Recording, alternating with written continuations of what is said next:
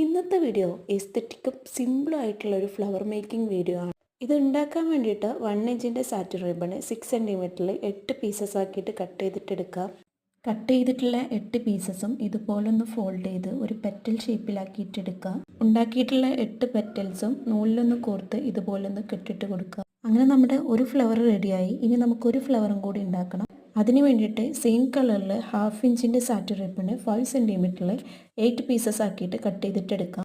നേരത്തെ ഉണ്ടാക്കിയിട്ടുള്ള ഫ്ലവറിൻ്റെ സെയിം മെത്തേഡിൽ തന്നെയാണ് ഈ ഒരു ഫ്ലവർ ഉണ്ടാക്കുന്നുള്ളത്. സൈസിൽ മാത്രമേ ഡിഫറൻസ് ഉള്ളൂ, ബാക്കിയെല്ലാം ഓക്കെയാണ്. അങ്ങനെ നമ്മുടെ സെക്കൻഡ് ഫ്ലവറും റെഡിയായി. ഇനി നമുക്ക് ഈ 2 ഫ്ലവേഴ്സ് ഒന്ന് ഗ്ലൂ തേച്ചൊന്ന് അറ്റാച്ച് ചെയ്തിട്ടെടുക്കണം. അങ്ങനെ നമ്മുടെ ഫ്ലവറിൻ്റെ പണി കഴിഞ്ഞു. ഇനി ഇതൊന്ന് മിനുക്കാൻ വേണ്ടിയിട്ട് നമ്മൾ സെൻറ്ററിൽ ഒരു മൊട്ട് പോലത്തെ സാധനം ഉണ്ടാക്കുന്നുണ്ട്. അതിന് വേണ്ടിയിട്ട് നമ്മൾ നേരത്തെ എടുത്തിട്ടുള്ള സെയിം റിബൺ എടുക്കുക. എന്നിട്ട് 2.5 സെൻറ്റിമീറ്ററിൽ കട്ട് ചെയ്തിട്ടെടുക്കുക. 3 പീസസ് ആക്കിയിട്ട് ഈ വീഡിയോയിൽ കാണുന്ന പോലെയൊക്കെ ഒന്ന് ചെയ്യാം. എന്നിട്ട് ഇതുപോലെ ഒന്ന് തുന്നിക്കൊടുക്കാം. ഇതുപോലെ തുന്നിക്കൊടുത്താൽ ഒരു മൊട്ടിൻ്റെ ഷേപ്പിലൊക്കെ കിട്ടും. ഇനി ഇത് നമുക്ക് ഫ്ലവറിൻ്റെ സെൻറ്ററിലൊന്ന് അറ്റാച്ച് ചെയ്ത് കൊടുക്കണം.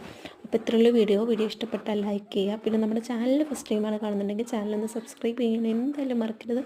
അപ്പോൾ അടുത്ത വീഡിയോ ആയിട്ട് വരുന്നവരെ ബൈ.